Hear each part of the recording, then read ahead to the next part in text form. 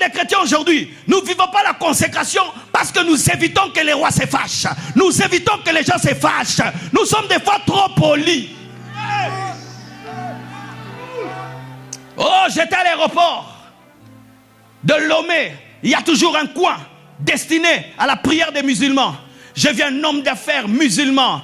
On était en train de causer, de regarder la télé. Il s'est levé, c'était son heure de la prière. Il est allé au coin, il a fait ces choses. Betibiso Kara.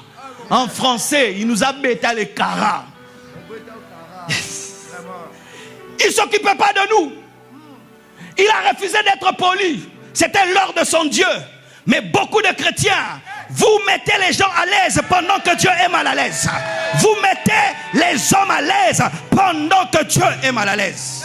La quatrième personne qui était dans le feu, qui était un ange, mais qui symbolise Jésus. Lorsque pour Jésus tu refuseras d'adorer l'idole, Jésus sera avec toi dans le feu. Lorsque pour Jésus tu refuseras d'adorer l'idole, Jésus sera avec toi dans le feu. Lorsque pour Jésus tu refuseras de te comporter comme tout le monde, Jésus sera avec toi dans la prison. La pureté te fera rencontrer des rois.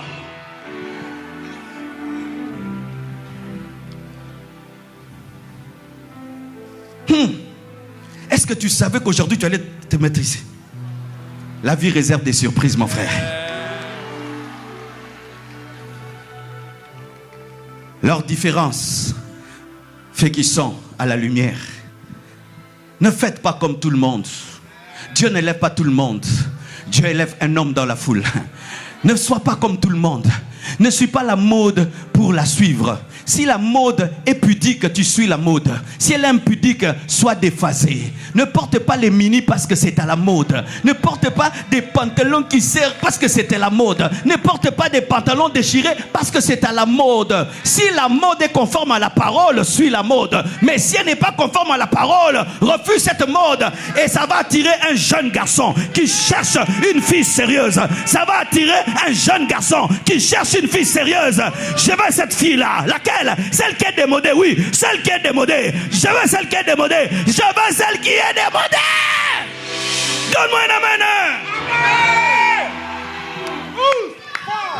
Mais l'élévation attire aussi des combats. Le héros leur a parlé. Ils ne se sont pas soumis. Mais là, ce n'est plus le héros qui parle. C'est le roi lui-même. Ça veut dire que le DG te tente, tu refuses. Maintenant, c'est le PDG qui vient. Un homme qui gagne 1000 $ te tente, tu refuses. Maintenant, un millionnaire vient.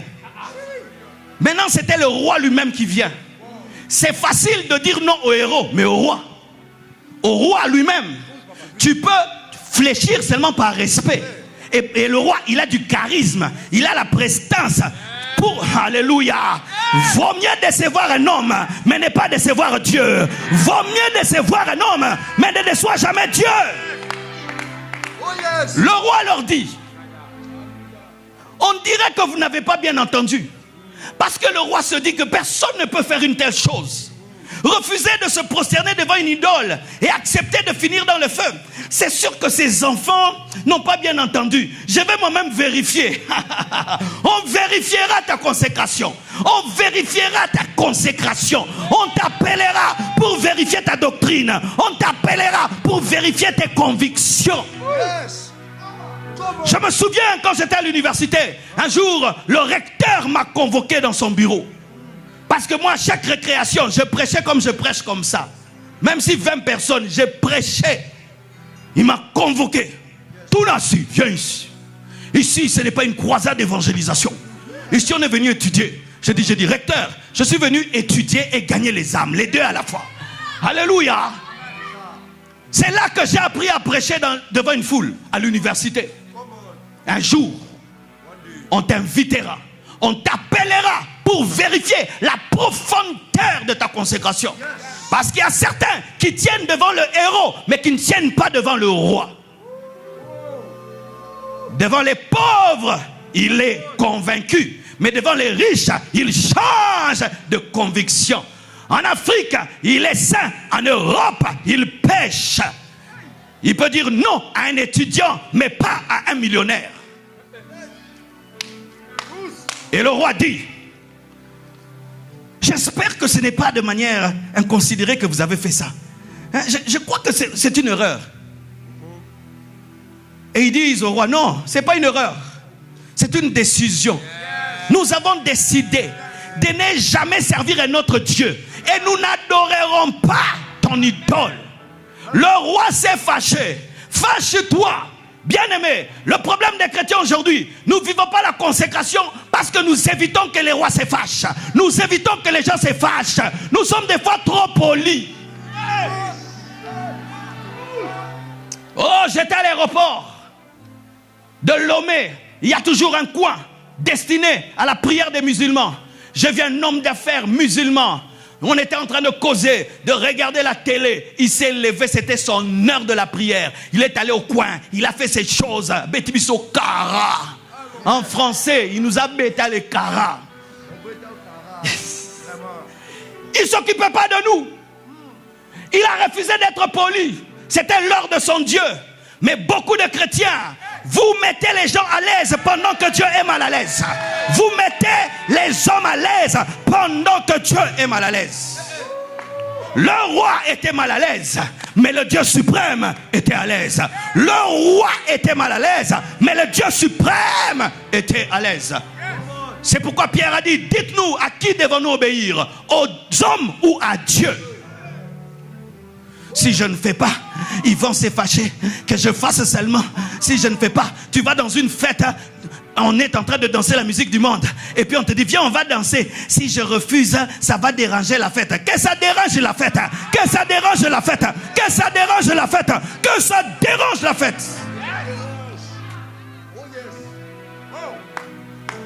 Le roi s'est fâché. L'homme honoré, l'homme respecté s'est fâché. Ces jeunes hommes n'ont pas eu peur de lui. Parce que là, ce n'était plus question de respect. C'était question maintenant d'adoration. C'était question d'adoration. Tu es le roi, mais tu n'es pas digne d'adoration. Tu es mon PDG, mais tu n'es pas digne d'adoration. Tu es mon père, mais tu n'es pas digne d'adoration. Tu es mon pasteur, mais tu n'es pas digne d'adoration. Alléluia. Eux se sont prosternés lorsque un héros a parlé. Et la fournaise n'était chauffée qu'une fois. Mais quand ils ont dit ça, il a dit, chauffez 7 fois la fournaise. On dit qu'elle était chauffée de manière extraordinaire. Face au roi, la fournaise est chauffée fois 7. C'est-à-dire que c'est un niveau élevé encore de combat. Où le combat est intensifié. Mais ta foi doit demeurer la même. Ta consécration doit demeurer la même. Chauffez le feu, je n'adorerai pas. Ajoutez encore, nous n'adorerons pas. Et ils prirent des hommes forts. Hommes forts, venez. Et ils disent, jetez-les dans la fournaise de feu. Amenez-les.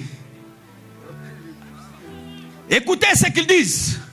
Nous savons que notre Dieu nous délivrera. Même s'il ne nous délivre pas, nous n'allons pas adorer. C'est-à-dire quoi?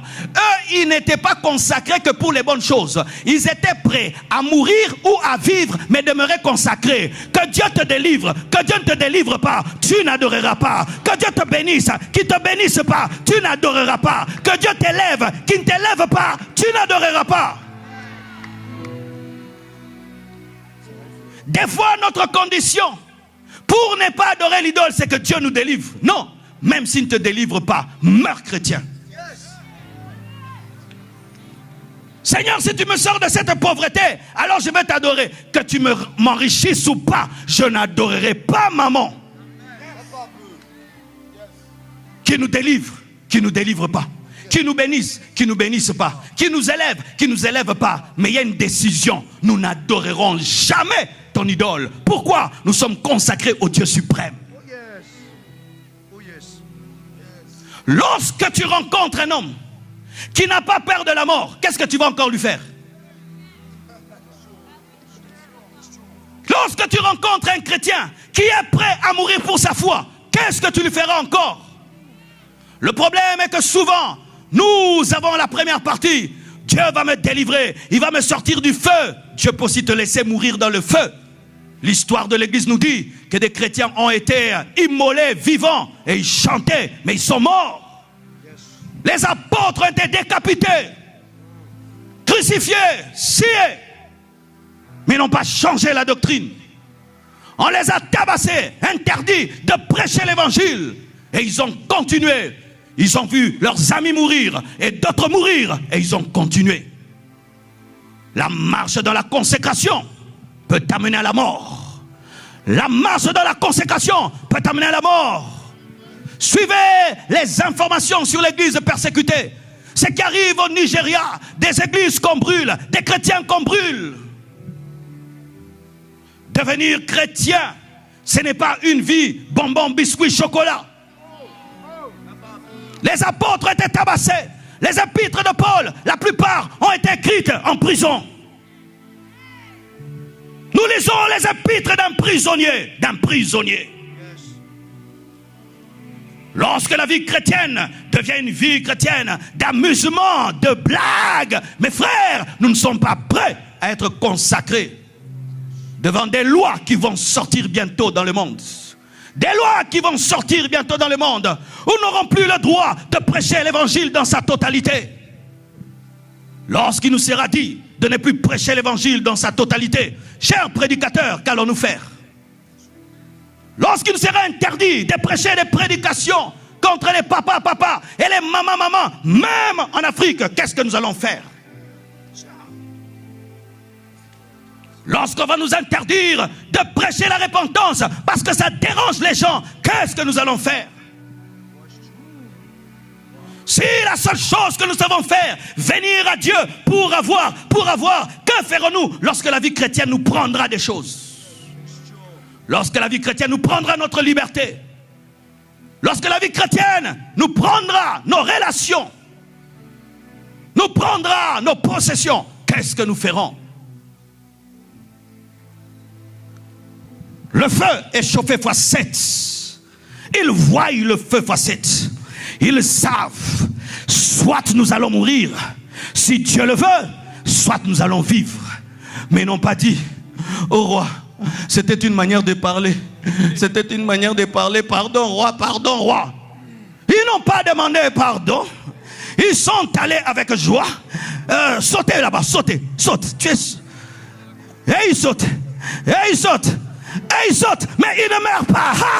Ils sautent, mais ils ne meurent pas. Mais ceux qui sont allés les jeter sont morts. J'aimerais te dire que les autres ne supporteront pas le feu de ta destinée, parce que ça a été réglé selon toi, selon ta destinée. Donne-moi un amen. La Bible nous dit que les hommes qui les ont jetés sont morts, alors qu'ils ne sont pas tombés dedans, parce que ce feu était réglé selon la taille de leur destinée. Tu ne peux pas supporter mon feu. Je ne peux supporter ton feu. Ton feu, c'est ton feu. Mon feu, c'est mon feu. Dieu ne permettra jamais que tu sois tenté au-delà de ta force. Dieu connaît ta force. Dieu connaît ma force. La force d'Abnego, Meshach, Shadrach pouvait supporter une fournaise chauffée cette fois, mais pas ces hommes. Donne-moi un amen.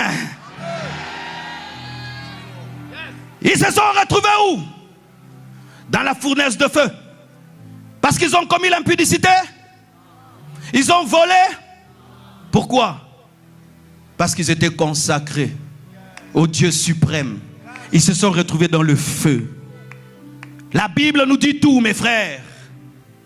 Tu te retrouveras un jour dans le feu parce que tu as dit non à l'impudicité, non au vol, non au mensonge, non aux fausses doctrines. Tu te retrouveras dans le feu. Mais sache que ce feu est contrôlé par Dieu. Ce feu est contrôlé par Dieu. Mon frère, viens. Le frère, c'est la quatrième personne. La quatrième personne qui était dans le feu, qui était un ange, mais qui symbolise Jésus. Lorsque pour Jésus, tu refuseras d'adorer l'idole, Jésus sera avec toi dans le feu. Lorsque pour Jésus, tu refuseras d'adorer l'idole, Jésus sera avec toi dans le feu. Lorsque pour Jésus, tu refuseras de te comporter comme tout le monde, Jésus sera avec toi dans la prison.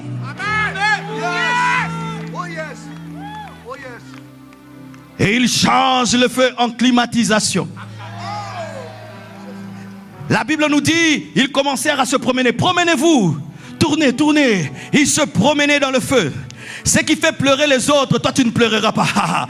Ce qui tue les autres, toi ça ne te tuera pas. Ce qui effraie les autres, soit ça ne t'effrayera pas. Pourquoi? C'est sous contrôle. Sous contrôle. Même leurs caleçons n'ont pas brûlé. Leurs habits n'ont pas brûlé. Même les cheveux n'ont pas brûlé. Ils n'ont même pas eu l'odeur du feu. On ne saura même pas que tu passes par des moments difficiles.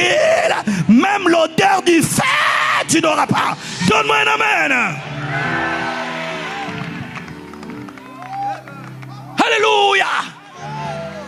La quatrième personne, elle était où? Elle était là depuis le début, qu'on ait érigé la statue. Elle était à côté d'Abnego, Meshach et Shadrach. Mais elle était invisible. Lorsqu'on les a convoqués devant le roi, elle était là. Lorsqu'ils sont descendus, elle était là. Il est celui qui ne t'abandonnera pas, qui ne te délaissera pas, qui sera avec toi dans les hauts et dans les bas. Il sera avec toi. Il sera avec toi. J'aimerais te dire, aucun feu ne te tuera. Et si un feu te tue, c'est le plan de Dieu. C'est le plan de Dieu. Mais aucun feu ne te tuera avant le temps de Dieu. Au nom de Jésus. Maintenant, l'histoire